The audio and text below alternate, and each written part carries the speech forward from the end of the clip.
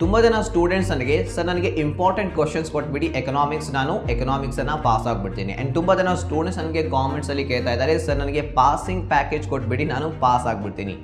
ಇಡೀ ವರ್ಷ ಇನ್ಸ್ಟಾಗ್ರಾಮ್ನಲ್ಲಿ ರೀಲ್ಸ್ ನೋಡ್ತಾ, ಯೂಟ್ಯೂಬ್ನಲ್ಲಿ ಎಂಟರ್ಟೈನ್ಮೆಂಟ್ ಕಾಮಿಡಿ ವೀಡಿಯೋಸ್ ನೋಡ್ತಾ ಟೈಮನ್ನು ವೇಸ್ಟ್ ಮಾಡಿದ್ದೀರಾ. ಸೊ ಈಗ ಬಂದು ಕೇಳ್ತಾ ಇದ್ದಾರೆ, ಜಸ್ಟ್ ಸರ್ ಪಾಸ್ ಆಗೋದನ್ನು ಹೇಳ್ಕೊಟ್ಬಿಡಿ, ಇಂಪಾರ್ಟೆಂಟ್ ಕ್ವಶನ್ಸ್ ಕೊಟ್ಬಿಡಿ, ಪಾಸಿಂಗ್ ಮಾರ್ಕ್ಸ್ ಕೊಟ್ಬಿಡಿ ಸರ್, ನಮಗೆ ಯಾವ ರೀತಿ ಪಾಸ್ ಆಗೋದು, ಪಾಸಿಂಗ್ ಪ್ಯಾಕೇಜ್ ಅನ್ನುವಂತಹ ಈ ಪದ ಕಾಮೆಂಟ್ಸಲ್ಲಿ ತುಂಬ ಬರ್ತಾ ಇದೆ. ಬಟ್ ನಾನು ನಿಮಗೆ ಒಂದು ಪ್ರಶ್ನೆ ಕೇಳ್ತಾ ಇದ್ದೀನಿ, ಸೊ ಪಾಸ್ ಆಗಲಿಕ್ಕೆ ನೀವು ಸೆಕೆಂಡ್ ಪಿ ಯು ಸಿ ಓದ್ತಾ ಇದ್ದೀರಾ? ಸೊ ನೀವು ಪಾಸ್ ಆಗಲಿಕ್ಕೆ ಸೆಕೆಂಡ್ ಪಿ ಯು ಸಿ ಓದ್ತಾ ಇದ್ದರೆ, ಎಕನಾಮಿಕ್ಸ್ನಲ್ಲಿ ಪಾಸ್ ಆಗಬೇಕು ಅನ್ನೋದೇ ನಿಮ್ಮ ಟಾರ್ಗೆಟ್ ಆಗಿದ್ದರೆ, ಸೊ ಈ ವಿಡಿಯೋನ ಬಂದ್ ಮಾಡಿಬಿಡಿ. ಸೊ ಪಾಸ್ ಆಗುವಂಥ ಸ್ಟೂಡೆಂಟ್ಸ್ಗೆ ಯಾವತ್ತೂ ಕೂಡ ನಾನು ವಿಡಿಯೋ ಮಾಡೋದಿಲ್ಲ.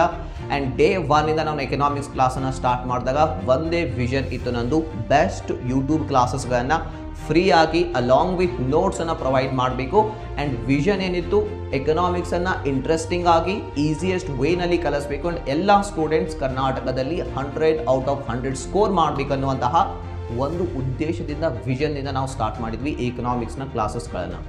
ಸ್ಟೂಡೆಂಟ್ಸ್ ನನಗೆ ಕೇಳ್ತಾ ಇದ್ದಾರೆ, ಯಾವ ರೀತಿ ಪಾಸ್ ಆಗಬೇಕು ಅದನ್ನು ಹೇಳ್ಕೊಡಿ, ಪಾಸಿಂಗ್ ಪ್ಯಾಕೇಜ್ ಕೊಡಿ. ಸೊ ಯಾಕಾದರೂ ನೀವು ಸ್ಟಡಿ ಮಾಡ್ತಾ ಇದ್ದೀರಾ? ಸೊ ನಿಮ್ಮಲ್ಲಿ ಆ ಪೊಟೆನ್ಷಿಯಲ್ ಇದೆ, ಎಕನಾಮಿಕ್ಸಲ್ಲಿ ನೀವು 100 ಔಟ್ ಆಫ್ 100 ಸ್ಕೋರ್ ಮಾಡ್ಬೋದು. ಆ್ಯಂಡ್ ಬೇರೆ ಸಬ್ಜೆಕ್ಟ್ಸಲ್ಲಿ ಕೂಡ ಮಾಡಬಹುದು. ನೋಡಿ, ಕೇವಲ ಪಾಸ್ ಆಗೋದ್ರಿಂದ ಲೈಫ್ನಲ್ಲಿ ಏನೂ ಪ್ರಯೋಜನ ಇಲ್ಲ. ಆ್ಯಂಡ್ ಕೇವಲ ಮಾರ್ಕ್ಸ್ ಪಡೆದುಕೊಳ್ಳೋದ್ರಿಂದ ಕೂಡ ಲೈಫ್ನಲ್ಲಿ ಏನೂ ಪ್ರಯೋಜನ ಇಲ್ಲ. ಮಾರ್ಕ್ಸ್ ವಿತೌಟ್ ನಾಲೆಜ್, ಮಾರ್ಕ್ಸ್ ಬಂದಿದೆ 95% ಆಗಿದೆ, ಬಟ್ ನಾಲೆಜ್ ಇಲ್ಲ ಅಂದರೆ ಅದು ಕೂಡ ಏನೂ ಪ್ರಯೋಜನ ಇಲ್ಲ. ತುಂಬ ಜನ ನಿಮಗೆ ಯೂಟ್ಯೂಬ್ನಲ್ಲಿ ಮಿಸ್ಗೈಡ್ ಮಾಡ್ತಾ ಇದ್ದಾರೆ. ಸೊ ಅವ್ರು ಮಾಡ್ತಾ ಇದ್ದಾರೆ, ಸೊ ಯಾಕೆಂದರೆ ನೀವು ಅದೇ ರೀತಿ ಪ್ರಶ್ನೆಗಳನ್ನ ಕೇಳ್ತೀರಾ, ಸೊ ನಮಗೆ ಇಂಪಾರ್ಟೆಂಟ್ ಕ್ವಶನ್ಸ್ ಕೊಡಿ, ಪಾಸಿಂಗ್ ಪ್ಯಾಕೇಜ್ ಕೊಡಿ. ಸೊ ನಿಮ್ಮ ಮೈಂಡ್ಸೆಟನ್ನು ಅರ್ಥ ಮಾಡಿಕೊಂಡು ಅವರು ತಮ್ಮ ಬೆನಿಫಿಟ್ಗಾಗಿ ನಿಮ್ಮನ್ನು ಬಳಸ್ಕೊಳ್ತಾ ಇದ್ದಾರೆ. ಅವ್ರದ್ದು ಬೆನಿಫಿಟ್ ಆಯಿತು, ಅವ್ರ ಚಾನಲ್ ಗ್ರೋ ಆಯಿತು, ಅವ್ರಿಗೆ ವಾಚ್ ಟೈಮ್ ಸಿಕ್ತು, ಅವರು ಹಣನೂ ಕೂಡ ಗಳಿಸ್ತಾ ಇರ್ಬೋದು ಅದರಿಂದ. ಬಟ್ ನಿಮ್ಗೇನು ಅದರಿಂದ ಸಿಕ್ತು? ನಾನು ನಿಮಗೆ ಇವತ್ತಿನ ವಿಡಿಯೋದಲ್ಲಿ ಈ ಪಾಸಿಂಗ್ ಪ್ಯಾಕೇಜ್ನಿಂದ ಜಸ್ಟ್ ಕೇವಲ ಮಾರ್ಕ್ಸ್ ಮೇಲೆ ಫೋಕಸ್ ಮಾಡೋದ್ರಿಂದ ನಿಮ್ಮ ಲೈಫ್ನಲ್ಲಿ ಏನು ಸಮಸ್ಯೆಗಳು ಬರಬಹುದು, ಏನು ಪ್ರಾಬ್ಲಮ್ಸನ್ನು ನೀವು ಫೇಸ್ ಮಾಡ್ಬೋದು. ಅದಷ್ಟೇ ಅಲ್ಲ, ಈ ವಿಡಿಯೋದ ಟೈಟಲ್ ನೀವು ನೋಡಿರ್ಬೋದು, ಎಕನಾಮಿಕ್ಸ್ನಲ್ಲಿ ಯಾವ ರೀತಿ 100 ಔಟ್ ಆಫ್ 100 ಸ್ಕೋರ್ ಮಾಡಬೇಕು. ಕೇವಲ ಸ್ಕೋರ್ ಅಲ್ಲ, ಅದರ ಜೊತೆ ನಾಲೆಜ್ ಕೂಡ ಯಾವ ರೀತಿ ಗೇನ್ ಮಾಡ್ಕೋಬೇಕು, ಯಾವ ರೀತಿ ಪಡೆದುಕೊಳ್ಬೇಕು, ಅದನ್ನು ಈ ವಿಡಿಯೋದಲ್ಲಿ ನಾನು ನಿಮಗೆ ತಿಳಿಸ್ತಾ ಹೋಗ್ತೀನಿ. ಕೇವಲ ಮಾರ್ಕ್ಸ್ ಪಡೆದುಕೊಳ್ಳೋದ್ರಿಂದ ಲೈಫ್ನಲ್ಲಿ ಜಾಬ್ ಪಡ್ಕೊಳ್ಳಿಕ್ಕೆ ಸಾಧ್ಯ ಇಲ್ಲ, ಲೈಫ್ನಲ್ಲಿ ಬೆಳವಣಿಗೆ ಆಗಲಿಕ್ಕೆ ಸಾಧ್ಯ ಇಲ್ಲ, ಲೈಫ್ನಲ್ಲಿ ಹಣ ಗಳಿಸಲಿಕ್ಕೆ ಸಾಧ್ಯ ಇಲ್ಲ. ಎಕನಾಮಿಕ್ಸಲ್ಲಿ 99 ಮಾಡಿದ್ದೀನಿ ಅನ್ನೋ ಒಂದೇ ಕಾರಣಕ್ಕೆ ನಾನಿಲ್ಲಿ ನಿಮಗೆ ಎಕನಾಮಿಕ್ಸ್ ಕಲಿಸ್ತಾ ಇಲ್ಲ.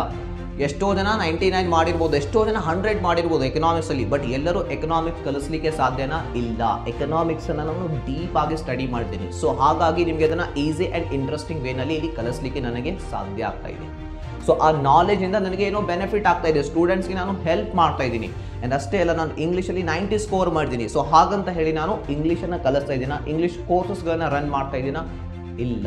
3-4 years day and night hard work ಮಾಡಿ ಕಂಪ್ಲೀಟ್ ಇಂಗ್ಲೀಷನ್ನು ಕಲ್ತಿದ್ದೀನಿ.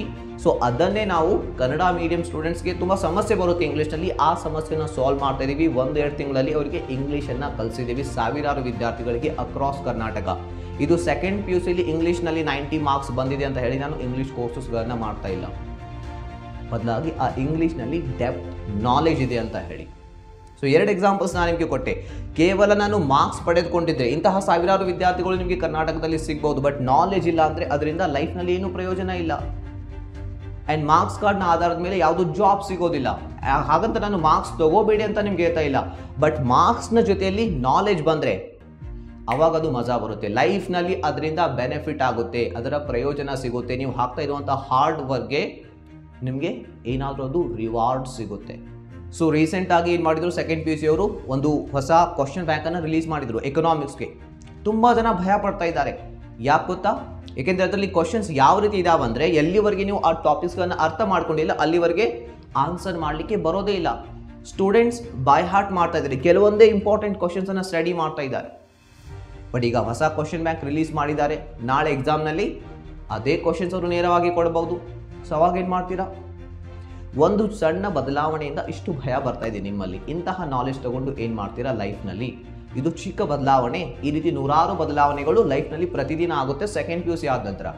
ಆ್ಯಂಡ್ ಆ ಬ್ಲೂ ಪ್ರಿಂಟ್ ಹಿಂದೆ ಎಷ್ಟೋ ಜನ ಬಿದ್ದಿದ್ದಾರೆ, ಸರ್ ನನಗೆ ಬ್ಲೂ ಪ್ರಿಂಟ್ ಕೊಡಿ. ಬ್ಲೂ ಪ್ರಿಂಟ್ನಿಂದ ಏನೂ ಆಗೋದಿಲ್ಲ. ಈ ವರ್ಷ 3 ಬ್ಲೂ ಪ್ರಿಂಟ್ಸ್ ಇವೆ. 3 ಬ್ಲೂ ಪ್ರಿಂಟಲ್ಲಿ ಯಾವುದಾದ್ರೂ ತೊಗೋಬೋದು, ಅಥವಾ ಬೇಕಂದರೆ ಹೊಸ ಬ್ಲೂ ಪ್ರಿಂಟ್ ಕೂಡ ರೆಡಿ ಮಾಡ್ಬೋದು. ಪಿ ಯು ಬೋರ್ಡ್ನವರು ಅವರು ಸ್ಪಷ್ಟವಾಗಿ ಕೊಟ್ಟಿರ್ತಾರೆ ಸೂಚನೆಗಳನ್ನು. ನೀವು ಸರಿಯಾಗಿ ಓದಿದರೆ ಈ ಬ್ಲೂ ಪ್ರಿಂಟ್ ನೀಲಿ ನಕ್ಷೆ ಕೇವಲ ನಿಮ್ಮ ಮಾಡೆಲ್ ಕ್ವಶನ್ ಪೇಪರ್ಗಾಗಿ ಆ್ಯಕ್ಚುಯಲ್ ಎಕ್ಸಾಮ್ಗಾಗಿ ಕ್ವಶನ್ ಪೇಪರ್ ಸೆಟ್ ಮಾಡುವಾಗ ಅವರು ಹೊಸ ಬ್ಲೂ ಪ್ರಿಂಟ್ ಪೂರ ರೆಡಿ ಮಾಡ್ಕೋಬಹುದು.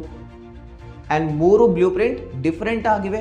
ಸೊ ಯಾವುದೇ ಚಾಪ್ಟರ್ನಿಂದ 2-4 ಅಂಕದ ಪ್ರಶ್ನೆಯನ್ನು ಕೇಳ್ಬೋದು. ಆ್ಯಂಡ್ 1 ಅಂಕದ ಪ್ರಶ್ನೆಗಳನ್ನು ಎಲ್ಲ ಚಾಪ್ಟರ್ಸ್ಗಳಿಂದ ಕೇಳ್ತಾರೆ.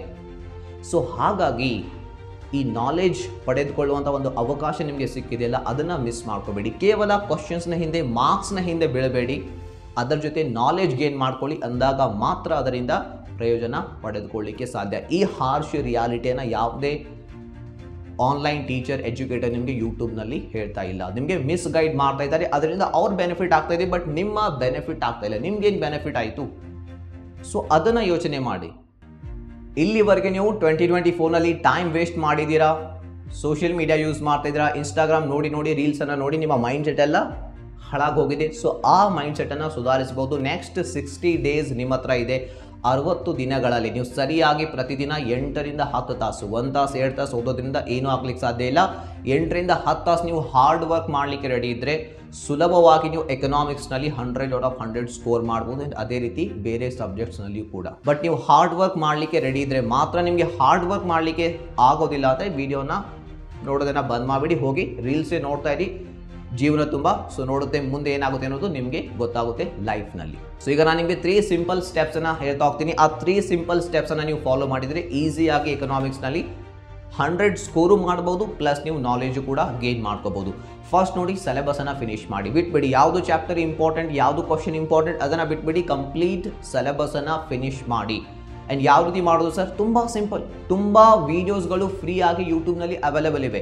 ಆ್ಯಂಡ್ ನಾವು ಇಲ್ಲಿವರೆಗಿನ ಬೆಸ್ಟ್ ವೀಡಿಯೋಸ್ಗಳನ್ನ ಯೂಟ್ಯೂಬ್ನಲ್ಲಿ ಫ್ರೀ ಆಗಿ ಅಪ್ಲೋಡ್ ಮಾಡಿದ್ದೀವಿ ಆಲ್ಮೋಸ್ಟ್ ಎಲ್ಲ ಚಾಪ್ಟರ್ಸ್ ಮೇಲೆ. ಆ್ಯಂಡ್ ಉಳಿದಿರುವಂತಹ ಟಾಪಿಕ್ಸ್ ಆ್ಯಂಡ್ ಸಬ್ಜೆಕ್ಟ್ಸ್, ಉಳಿದಿರುವಂತಹ ಚಾಪ್ಟರ್ಸ್ನ ವೀಡಿಯೋಸ್ ಕೂಡ ಬರುತ್ತೆ. ತುಂಬ ಬೇಗನೆ ನಾವು ಅಪ್ಲೋಡ್ ಮಾಡ್ತೀವಿ. ಅದು ವೀಡಿಯೋಸ್ಗಳು ಶೂಟ್ ಆಗ್ತಾ ಇವೆ, ರೆಡಿ ಆಗ್ತಾ ಇವೆ. ಸೊ ಈಗ ಇಲ್ಲಿವರೆಗೆ ಅಪ್ಲೋಡ್ ಆಗಿರುವಂತಹ ವೀಡಿಯೋಸ್ಗಳನ್ನ ಅಲ್ಲಿಂದ ನೀವು ಕವರ್ ಮಾಡ್ಬೋದು. ಬೇರೆ ವೀಡಿಯೋಸ್ ನಿಮಗೆ ಇಷ್ಟ ಆದರೆ ಆ ವೀಡಿಯೋಸ್ ಕೂಡ ನೀವು ನೋಡ್ಬೋದು. ಅದ್ರ ಜೊತೆ ನಾವು ನೋಟ್ಸು ಕೂಡ ಫ್ರೀಯಾಗಿ ಪ್ರೊವೈಡ್ ಮಾಡಿದ್ದೀವಿ. ನೋಟ್ಸ್ ಅಷ್ಟೇ ಅಲ್ಲ, ನಾವು ಇನ್ಫ್ಯಾಕ್ಟ್ ನಿಮಗೆ ಪ್ರಾಕ್ಟೀಸ್ ಮಾಡಿ. ನಮ್ಮ ವಿಷನ್ ಏನಿದೆ, ಎಲ್ಲ ಸ್ಟೂಡೆಂಟ್ ಎಕನಾಮಿಕ್ಸ್ನಲ್ಲಿ 100 ಔಟ್ ಆಫ್ 100 ಸ್ಕೋರ್ ಮಾಡಬೇಕು ಅಂತ ಹೇಳಿ ನಾವು ಈವನ್ ಪ್ರಾಕ್ಟೀಸ್ ಟೆಸ್ಟ್ಗಳನ್ನು ಕೂಡ ಕ್ರಿಯೇಟ್ ಮಾಡಿ ಫ್ರೀಯಾಗಿ ಪ್ರೊವೈಡ್ ಮಾಡಿದ್ದೀವಿ ನಮ್ಮ ಸ್ಕಿಲ್ ಬೂಸ್ಟರ್ ಅಪ್ಲಿಕೇಶನಲ್ಲಿ. ಇಷ್ಟೆಲ್ಲ ಮಾಡಿದರೂ ನೀವು ಜಸ್ಟ್ ಸ್ವಲ್ಪ ಎಫರ್ಟ್ ಹಾಕಲಿಕ್ಕೆ ರೆಡಿ ಇಲ್ಲ ಅಂದರೆ ನಿಮಗೇನು ಅನಿಸುತ್ತೆ? ಲೈಫ್ನಲ್ಲಿ ನೀವೇನು ಸಾಧಿಸ್ತೀರಾ ಅನಿಸುತ್ತೆ? ಭಾರತ 140 ಕೋಟಿ ಜನಸಂಖ್ಯೆ ಇದೆ. ಅವಕಾಶಗಳು ತುಂಬ ಕಡಿಮೆ ಇವೆ, ತುಂಬ ಕಾಂಪಿಟೇಷನ್ ಇದೆ. ಕಾಂಪಿಟೇಷನ್ ಎಲ್ಲಿದೆ ಗೊತ್ತಾ? ಕಾಂಪಿಟೇಷನ್ ಟಾಪ್ನಲ್ಲಿ ಇಲ್ಲ, ಕಾಂಪಿಟೇಷನ್ ಬಾಟಮ್ನಲ್ಲಿದೆ. 30, 40, 50, 60 ತಗೊಂಡು ಪಾಸ್ ಆಗಿರುವಂಥ ಸ್ಟೂಡೆಂಟ್ ಇದ್ದಾರೆಲ್ಲ, ಕಾಂಪಿಟೇಷನ್ ಇಲ್ಲಿದೆ.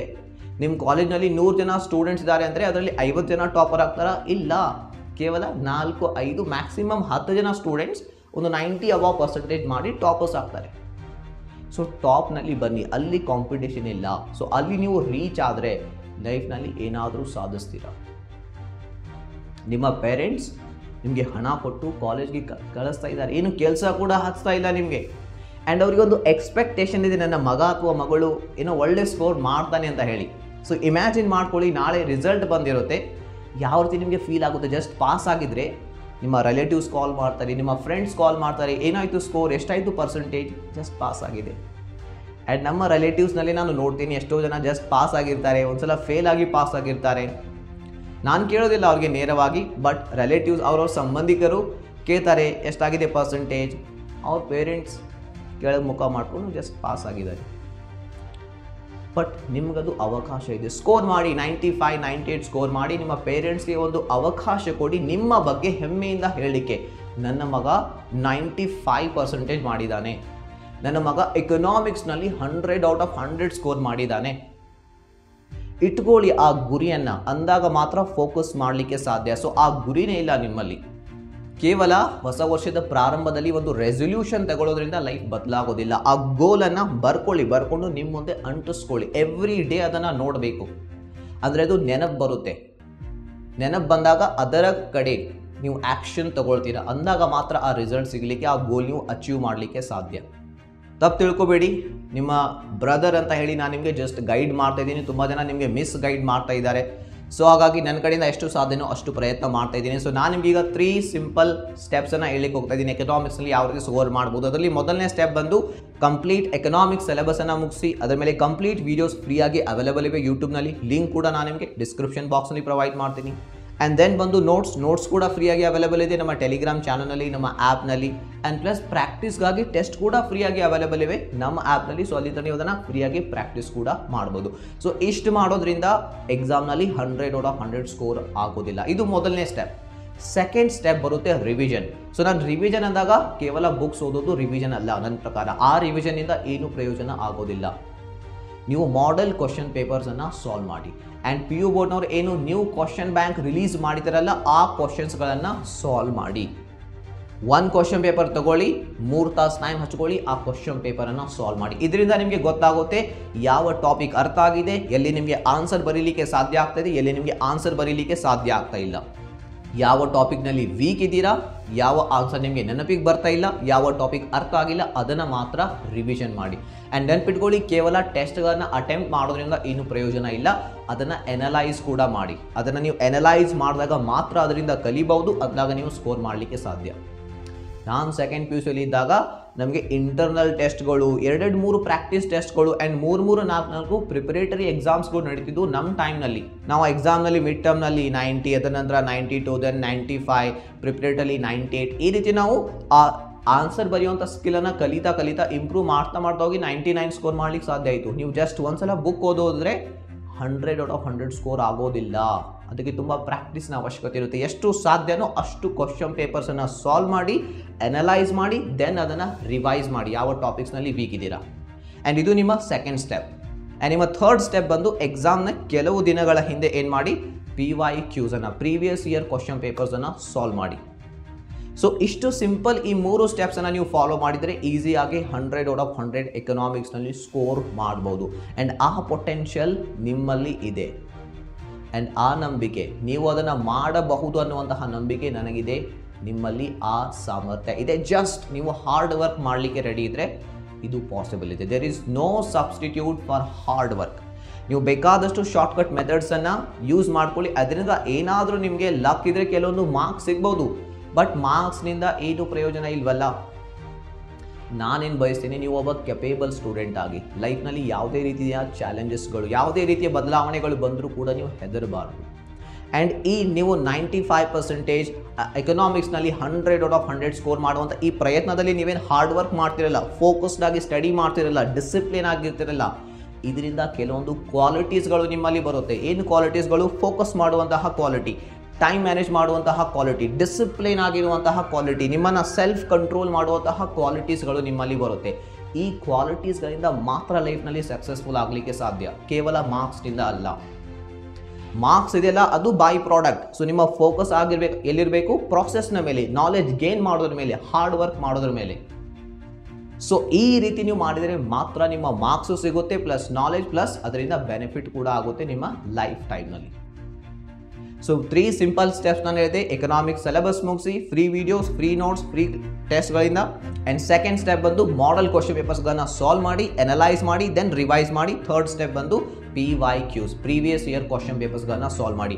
ಈ 3 ಸಿಂಪಲ್ ಸ್ಟೆಪ್ಸನ್ನು ನೀವು ಫಾಲೋ ಮಾಡಿದರೆ ಈಸಿಯಾಗಿ ಎಕನಾಮಿಕ್ಸ್ನಲ್ಲಿ 100/100 ನೀವು ಸ್ಕೋರ್ ಮಾಡ್ಬೋದು. ಇದರ ಭರವಸೆಯನ್ನು ನಾನು ನಿಮಗೆ ಕೊಡ್ತಾ ಇದ್ದೀನಿ. ಬ್ಲೂ ಪ್ರಿಂಟ್ ಬಿಡಿ, ಇಂಪಾರ್ಟೆಂಟ್ ಕ್ವಶನ್ಸ್ ಬಿಡಿ, ನಾನು ಹೇಳಿರುವಂತಹ 3 ಸ್ಟೆಪ್ಸ್ಗಳ ಮೇಲೆ ಫೋಕಸ್ ಮಾಡಿ. That's it. ಆ್ಯಂಡ್ ಹೋಗಿ ವಿಡಿಯೋನ ಕ್ಲೋಸ್ ಮಾಡಿ, ಹೋಗಿ ಈಗ ಸ್ಟಡಿ ಮೇಲೆ ಫೋಕಸ್ ಮಾಡಿ. ಬೇರೆ 10 ವೀಡಿಯೋಸ್ಗಳನ್ನ ನೋಡ್ತಾ ಕೂತ್ಕೊಳ್ಬೇಡಿ ಯೂಟ್ಯೂಬ್ನಲ್ಲಿ. ವಿಡಿಯೋನ ಬಂದ್ ಮಾಡಿ, ಕ್ಲೋಸ್ ಮಾಡಿ, ಹೋಗಿ ನಿಮ್ಮ ಸ್ಟಡಿ ಮೇಲೆ ಫೋಕಸ್ ಮಾಡಿ.